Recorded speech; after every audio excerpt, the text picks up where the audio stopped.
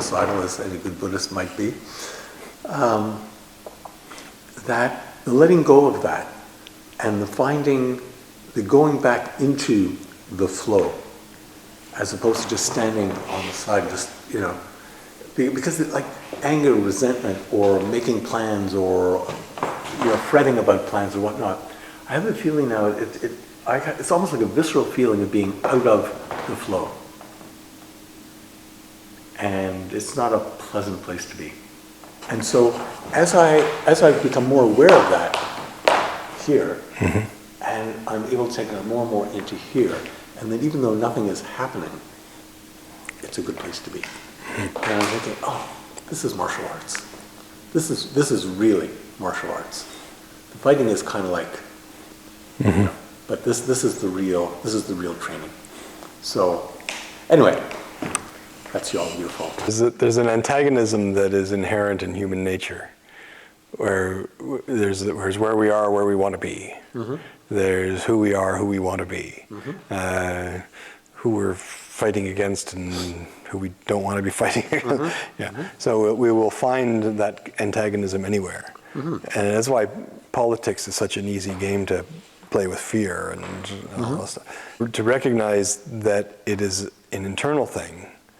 When we see that the violence is not something that is happening outside, it's something that is inside, then there's the external aspect to it as well. If somebody else is violent and they're attacking you, but the way that we perceive the violence is entirely up to us, and our perception of it changes the nature of the violence. Exactly, like if a big pot is falling off a shelf, you don't get angry at the pot. You're just like, you have to deal with it, but you don't take it as a personal thing. Exactly. So the other person might be angry, and the tendency is, because our survival is dependent on rapport with other human beings, that when other people get angry, we get angry. If we feel as though they're offended, we get offended. And to realize that part of it is an internal thing. Once you realize that, then you start to notice how much of that internal violence is there when there is nobody else there, when there is no pot falling off the shelf, when there's nobody attacking, when you realize that violence is still in there because that's the only place it was in the first place.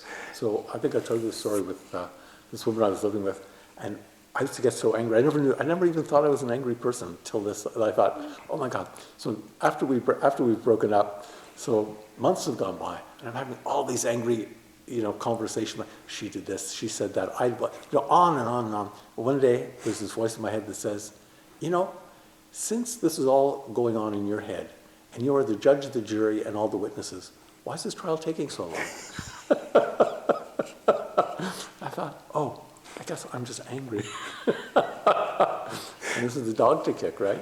This is why when you're expressing your feelings to somebody, it's not good to say, you make me do this, or you do this, you make me feel this. What you're going to say is, when you do that, I feel angry.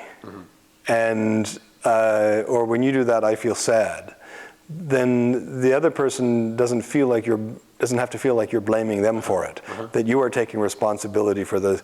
When this happens, I do this. It's a trigger. When you punch me in the face, it hurts my face. And if you say you're ugly and your mother dresses you funny, my feelings are hurt.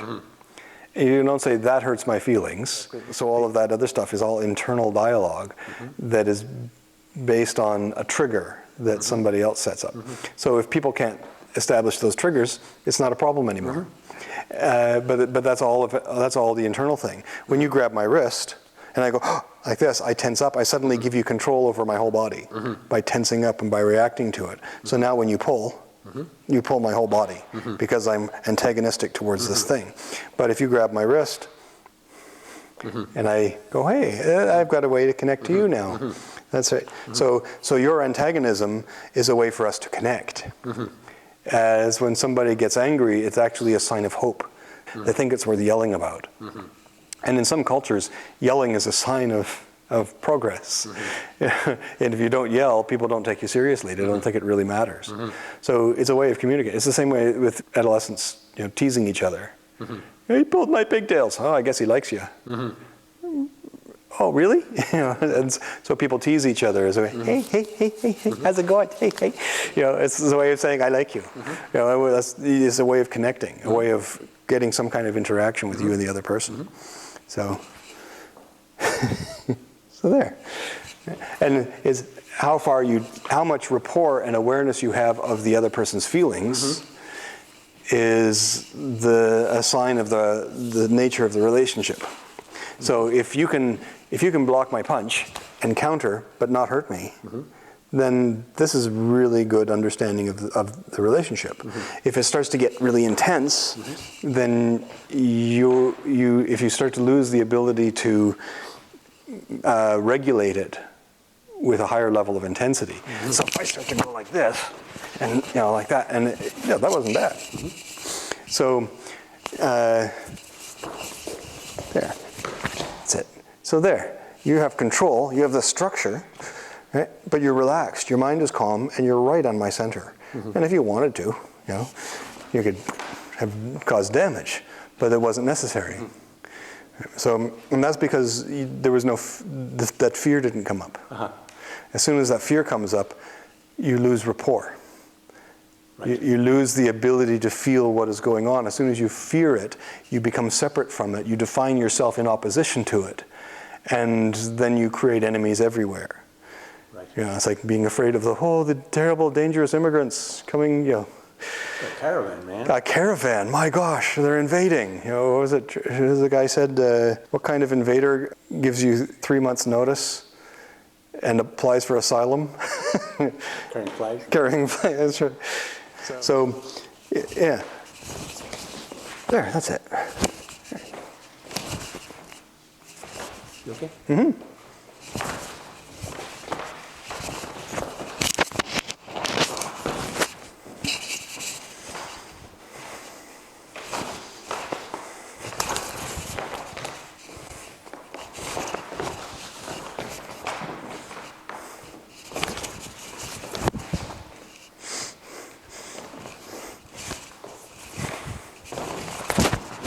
That was good.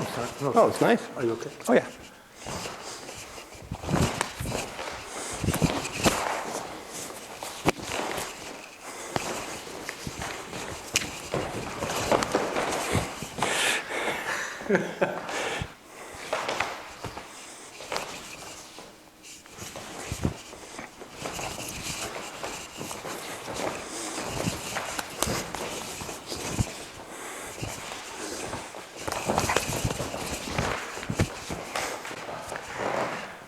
Close my eyes. You close your eyes because of fear. I know. Yeah. So, there you go.